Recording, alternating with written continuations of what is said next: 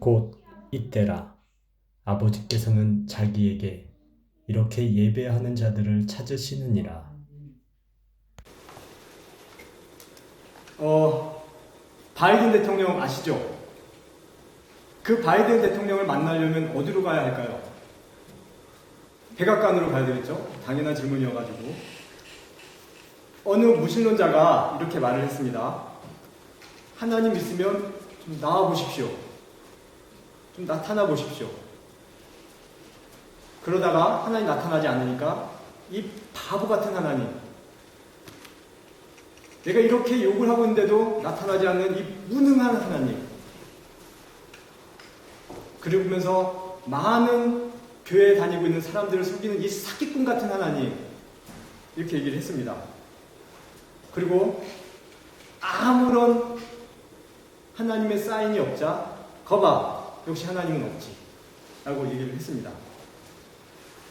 자, 하나님이 그를 만나줄까요? 우리가 아무리 미국에 있는 어떤 길거리나 강당이나 학교에서 아무리 바이든 이 머저리 같은 일로 나와봐 라고 해도 바이든이 만나줄까요? 못 만납니다. 왜 그렇습니까? 바이든을 만나려면 바이든 와봐가 아니라 내가 그로 가야 되는 거예요. 백악관. 그래서 백악관 갔다고 칩시다. 들어갈 수 있습니까?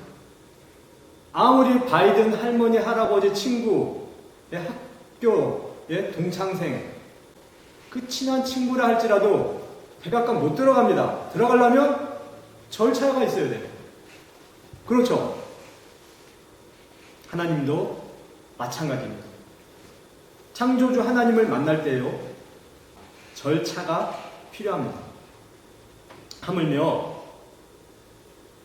인간의 백악관, 인간의 청와대라는 곳을 들어갈 때도 절차가 있는데, 천국의 청와대인 백악관인 하나님을 만날 때 절차가 없겠습니까? 아무나 만날 수 있겠습니까?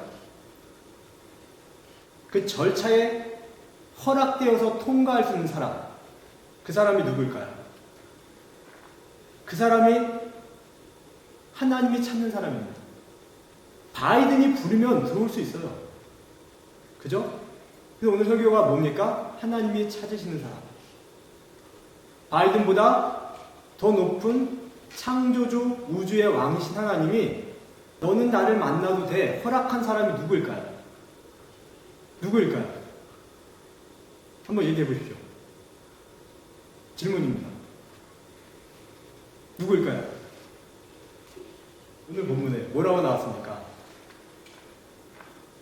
예배하는 자들을 찾으시느니라 하셨잖아요. 우리가 이걸 놓쳤죠. 우리는 내가 아무 때나 부르면 하나님을 만날 수 있고 그렇게 생각했어요. 그때 써도 뭘 해도 안 만나준다고, 그러면서 하나님이 없다고 얘기했어요. 근데 하나님은요, 아무나 만나주지 않습니다. 찾는 사람, 하나님이 찾으시는 사람을 만날 수 있다는 거예요. 하나님을 찾으시면 하늘나라에도 경호대가 있겠죠. 천사들이 문을 열어주는 겁니다. 무장해제를 하는 거예요. 이 사람은 통과해요. 그래서 그의 기도, 그의 하소연, 그의 마음은 하나님께 연락이 됩니다. 다시 묻겠습니다. 그가 누구라고요? 하나님이 찾으십니다. 아멘? 그러면 하나님이, 제가 답을 잘못 드렸나? 하나님이 찾으시는 사람이 누구라고 했죠? 예배자예요. 예배자. 제가 지금 뭐라고 얘기했는지 모르겠네요. 찾으시는 사람이 누구일까요? 해놓고 하나님이 찾으시는 사람은 하나님을 찾는 사람이다 이렇게 답했습니까? 이런 코미디가 있나? 예, 본문을 보세요. 예배자를 찾는다고 하셨어요. 그러니까 하나님 만나려면 예배하면 되는 거예요. 예배의 마음을 가지면 만나주시고 그 사람의 마음과 생각과 꿈과 소원이 성취가 되는 거예요. 백악관 바이든만 만나도 통과가 되는데 그 미국의 시민권만 있어도 우크라이나 국경을 왔다 갔다 하면서 지금 하잖아요. 다른 나라 사람들 못 들어갑니다. 러시아군이 못 건드려요. 근데 하물며 하나님이 찾으시는 이런 사람, 그 사람은 어떻게 될까요? 하나님이 예배자를 찾는다고 했는데요. 그런 예배자 중에 한 사람이 성경에 나와 있습니다. 다윗입니다. 우리는요, 왜 다윗인가를 살펴야 돼요. 이스라엘의 초대 왕으로 아주 사악했던 사울 왕이 있어요. 그 왕이 자기 멋대로 통치하니까 병이 납니다. 그때 신하가 다윗에 대해서 이 사람 다윗을 추천합니다 라고 했을 때 이런 말을 합니다. 소년 중 한 사람이 대답하여 이르되 내가 베들레헴 사람 이새의 아들을 본즉 수금을 잘 탈 줄 알고 용기와 무용과 구변이 준수한 자라 여호와께서 그와 함께 계시더이다 하더라. 왜 다윗이 하나님의 사랑을 받았는가? 사람들은 왜 다윗에 주목하는가? 왜 지금도 유대인들이 다윗의 나라라고 얘기하는가? 여기 나와 있어요. 여호와께서 그와 함께 하시더이다. 자, 다윗이 여호와와 함께 한 것이 아니라 여호와 하나님이 다윗과 함께 하셨대요. 그러면 다윗이 누구였다는 거예요? 찾으시는 사람이었다는 거잖아요. 그러니까 다윗은 예배자였다는 거예요. 어디서요? 이런 성전에서? 아니요. 그가 치던 목장에서, 산과 들에서 양을 치던 그 자리에서 그는 하나님을 예배하였던 거예요. 그러니까 하나님이 그와 함께 하시는 거예요. 찾으시는 거예요. 좋다고. 근데 그걸 사울의 신하들이 봤더니 진짜 하나님이 함께 하는 거야. 그걸 보일 정도로 함께 하신 거예요. 그래서 다윗을 추천하는 겁니다. 왕이요, 저 다윗이 수금 타면 악한 영이 떠나갈 거예요. 악한 생각과 번뇌가 떠나갈 겁니다. 이렇게 얘기를 합니다. 자, 보세요.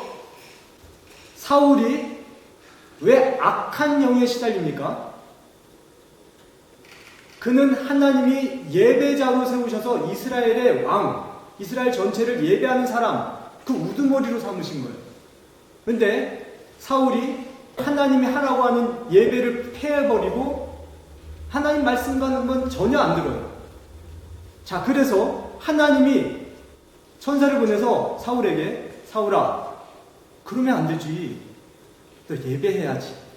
너 예배 잘 드려서 내가 뽑았잖아, 젊은 날에. 근데 너 이제 나이 먹고서 말이야, 네 권력과 기득권을 다 가지고 있더니 지금은 이제 예배를 안 하네. 천사들이 가서 그 얘기를 하는 거예요. 악령이라고요? 악령 아니에요. 사울과 그 신하들은 그게 악령이래. 그래서 우리도 보니까 악한 영이 와가지고 이렇게 했나 생각하는데 절대 아닙니다.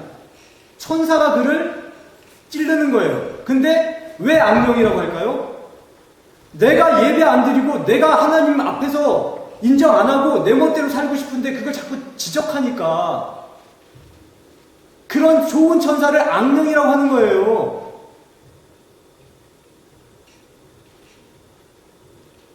하나님이 너 예배하다가 이제는 안 하지? 다시 예배하는 사람이 좀 되면 내가 너 다시 찾을게. 근데 보니까 너 예배 안 해서 내가 너와 함께 할 수 없어.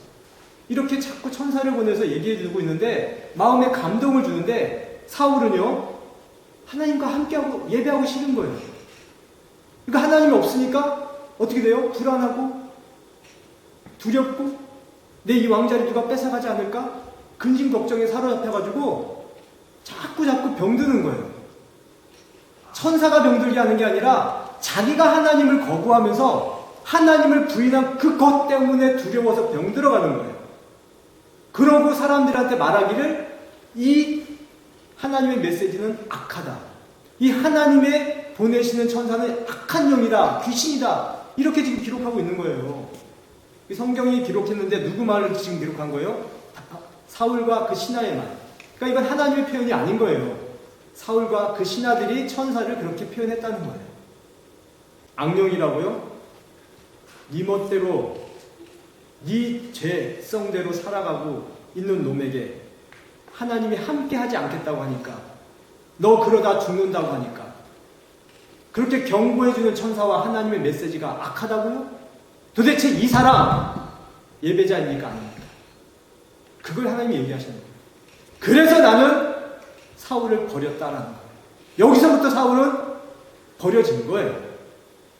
하나님이 다시는 만나고 싶지 않은 사람이 된 거예요. 반면에 다윗은 더러운 양의 똥을 치우고 있고 그런 데서 살고 있는 사람을 하나님이 만나러 간다는 거지요. 계시록 16장 8절에서 11절 한번 보겠습니다. 넷째 천사가 그 대접을 해에 쏟음에 해가 그 권세를 받아 불로 사람들을 태우니 사람들이 크게 태움에 태워진지라. 이 재앙들을 행하는 권세를 가지신 하나님의 이름을 비방하며 또 회개하지 아니하고 주께 영광을 돌리지 아니하더라. 또 다섯째 천사가 그 대접을 짐승의 왕자에 쏟으니 그 나라가 곧 어두워지며 사람들이 아파서 자기 혀를 깨물고 아픈 것과 종기로 말미암아 하늘의 하나님을 비방하고 그들의 행위를 회개하지 아니하더라. 자, 근데 여기 보세요. 우리는 이렇게 생각해요. 하나님이 말세에 저주를 내린다. 온 땅에 종말의 저주를, 전쟁과 기근을 하나님이 주고 있다 얘기하면서 마치 그 기원이 하나님인 것처럼 얘기를 하는데 한번 자세히 보겠습니다. 넷째 천사예요. 대접을 쏟았어요. 근데 사람들이 뭐라고 해요? 태움을 입어요. 그 재앙들에 대해서 두려워요. 하나님의 권세가 보여요. 그런데 뭐라고 해요? 그게 지금 하나님의 권세예요. 이 태양과 이 대접에 나타나는. 그러니까 하나님의 메시지가 오는데 사람들이 그런데 뭐라고 해요? 하나님의 이름을 비방한다. 또 회개하지 않는다. 그러니까 이 메시지는, 이 대접은 뭐예요? 하나님이 영적으로 주시는 회개의 메시지인 거예요.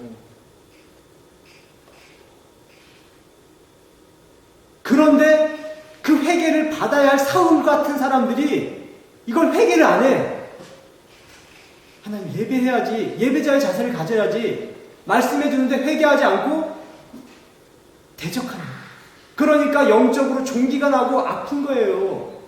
9절에 그렇게 얘기하잖아요. 회개하지 않는다. 11절에도 얘기하잖아요. 아픈 것과 종기와 종기로 말미암아 하늘의 하나님을 비방하고 그들의 행위를 회개하지 아니하냐. 누구 같은 거예요? 지금 사울왕 같은 거예요. 대접재앙을 주시는 하나님이 악하다고요? 그 대접재앙은 제가 볼 때 이 영적으로 보면 이거 은혜예요. 은혜. 살리려고 그렇게 살면 그냥 땅에서 살다가 땅에서 조금 재밌다가 영원한 지옥에 들어가니까 하나님을 좀 인정하면서 살아라. 땅에서 그렇게 사울 왕처럼 아방궁 짓지 말고, 그렇게 하지 말고 가난한 사람도 돕고 격려하고 이렇게 하라고. 제발 좀 그런 마음을 예배 자리에 나와서 좀 받아봐라, 이 얘기 하시는 거예요. 근데 그걸 싫다고 하는 거잖아요. 그래서 저주받는 거예요. 회개를 거부하니까요, 그 사람들이 귀신들에게 점령당해요. 그 다음 구절 제가 한번 읽어볼게요.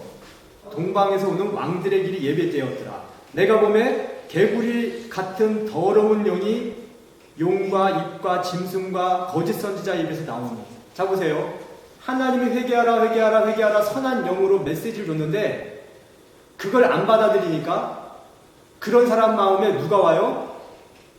동방에서 귀신의 영들이 오는 거예요. 동방은 어디예요? 이스라엘을 기준으로 해서 동방이면 우리 중국, 우리 아시아권인 거예요. 아시아가 얼마나 이 우상숭배가 심합니까? 그러니까 그쪽에 있는 잡신의 그 영들이 오는 거예요. 왕의 길이 열렸대잖아요. 동방에서 개구리 같은 영들이 하나님의 거룩한 메시지를 받지 않는 사람들에게 오는 길이 열린 거예요. 그러니까 회개하지 않으면, 예배하지 않으면 이렇게 당하는 거예요. 사울이 그래서 망한 거예요. 왜 다윗이라고요? 다윗은 예배하는 사람이었으니까. 어디서요? 목장에서, 산과 들에서. 근데 보세요. 이 다윗이 누구냐면 다윗은요, 첩의 자녀였어요. 신학자들이 그렇게 얘기를 하는 겁니다. 성경에 나와 있지 않아요. 근데 왜 다윗이 첩의 자녀이냐? 첩의 자녀는 멸시를 받죠. 아빠와 형들에게. 근데 다윗이 꼭 아빠와 형들에게 멸시를 받아요. 그 장면 한번 볼게요. 이새가 그의 아들 7을 다 사무엘 앞으로 지나가게 하나 사무엘이 이새에게 이르되 여호와께서 이들을 택하지 아니하셨느니라 하고, 또 사무엘이 이새에게 이르되 내 아들들이 다 여기 있냐? 이새가 이르되 아직 막내가 남았는데 그는 양을 지키나이다. 사무엘이 이새에게 이르되 사람을 보내어 그를 데리고 오라. 그가 여기 오기까지는 우리가 식사 자리에 앉지 아니하겠다. 자, 이거 보세요. 이 왕의 기름을 부고 내 아들이 지금 왕으로 선택하는 자리에 아버지 이새가 다윗은 뺐어요. 왜 그랬을까요? 첩의 자녀라고 신학자들이 보는 거예요. 그 중요한 순간에 이 친구는 지금 잔치자리에 끼지도 못해요. 뭐 하고 있어요? 형들의 양, 아버지의 양을 지키는 노예 같은 삶을 살고 있는 거예요. 자, 그렇게 멸시받는 사람인데 왜 하나님이 다윗을 선택했다고요? 이가 그 멸시받는 목동의 자리에서 첩의 자녀, 그러니까 형들이 다윗에게도 그러잖아요. 이 놀러오는 이 모식이야 라고 이후에 보면 막 놀려요. 왕의 기름을 부음을 받았는데도 이 아들 다윗은요, 예배자였어요. 그래서 하나님을 찾으신 거예요. 바이든이 찾고 있단 말입니다. 바이든이 지금 찾고 있는 사람이 되었다는 거예요. 그러면 미국 나라가 다 움직이겠죠. 신명기 6장 4절에서 9절. 이스라엘아 들으라. 우리 하나님 여호와는 오직 유일한 여호와시니 너는 마음을 다하고 뜻을 다하고 힘을 다하여 내 하나님 여호와를 사랑하라. 오늘 내가 내게 명령하는 이 말씀을 너는 마음에 새기고 내 자녀에게 부지런히 가르치며 집에 앉았을 때에든지 길을 갈 때에든지 누워 있을 때에든지 일어날 때에든지 이 말씀을 강론할 것이며 너는 또 그것을 내 손목에 메어 기호를 삼고 내 미간에 붙여 이마에 붙여 표를 삼고 또 내 집 문설주와 바깥문에 기록할지니라. 하나님을 예배하는 삶이 일상에서 다라는 거예요. 우리는 하나님 말씀을 주일날 한 번 모여서 요 예배 자리에서만 듣잖아요. 근데 팔에 끼고 손목에 끼고 이마에 붙이고 문설주에도 붙여서 네가 걸어다니는 삶이 예배하는 삶 같은 사람이 되라. 그게 내가 볼 때 마음을 다하고 뜻을 다하고 힘을 다하여 나를 사랑하는 거다라고 얘기한다는 거예요. 그러면서 23절에 보면 이어서 내 하나님 여호와를 경외하며 그를 섬기고 그의 이름을 맹세할 것이니라. 섬기다란 단어가 히브리어로 아바드인데, 예? 그게 예배하다는 거예요. 그러니까 예배는 이렇게 하는 거예요. 하나님을 사랑해서 곳곳에서 하나님을 찾고 그분의 음성을 듣는 게 예배라는 거예요. 저는요, 우리가 이런 하나님이 찾으시는 예배자가 되기를 원합니다. 단순하게 이 예배가 중요합니다, 주일 예배가 중요합니다, 이 얘기 하려는 게 아니에요. 우리는 왜 이 예배가 중요하게 됐을까요? 주중 일상에서 하나님을 전혀 찾지 않으니까. 그러니까 주중이라도 나와서 여기서 예배 드립시다 하는 거지, 사실 주중에 잘 예배 드리는 사람은 내가 꼭 여기 나오세요 라고 할 필요가 없어요. 그런 예배자를 뭐하러 내가 꼭 여기 나와서 예배 드리겠어요? 하겠어요. 주중에 안 드리니까 살리고 싶어서 하나님의 메시지를 주는 거예요. 근데 우리 목사님은 주일날 꼭 나오라고 하네. 아유, 주일날 뭐가 백혔나?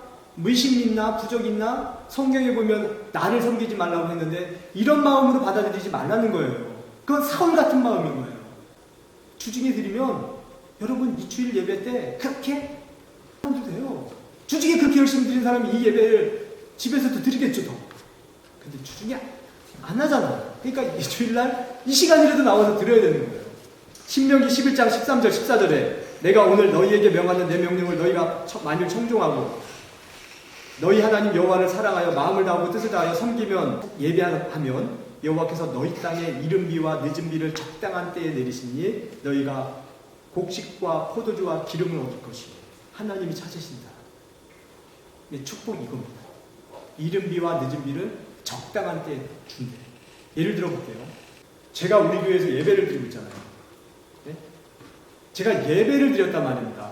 코로나 때 여러분 안 나올 때 저와 아내와 여기 앉아서, 또는 우리 아내 아프면 저 혼자 와서 여기서 예배 드렸다니까 녹화하면서요. 여러분 생각해 보세요. 여기 와서 한 명도 없어요. 그럼 제가 어떻게 예배 드릴까요? 없네, 잘 됐네, 대충 설교하지, 이렇게 하지 않았습니다. 정말 제가 제 마음으로 진실하게 얘기할 건데 더 준비했어요. 그리고 녹화했단 말이에요. 근데 하나님 이걸 보신 것 같아요. 저는 그래서 알아요. 우리 교회가 정말 사람의 수와 상관없이 복 받을 걸 저는 안다니까요. 2년 후에 보십시오.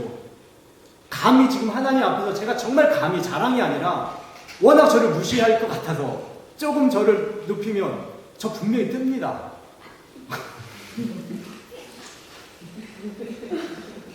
네? 정말 뜹니다. 보세요. 예배합니다.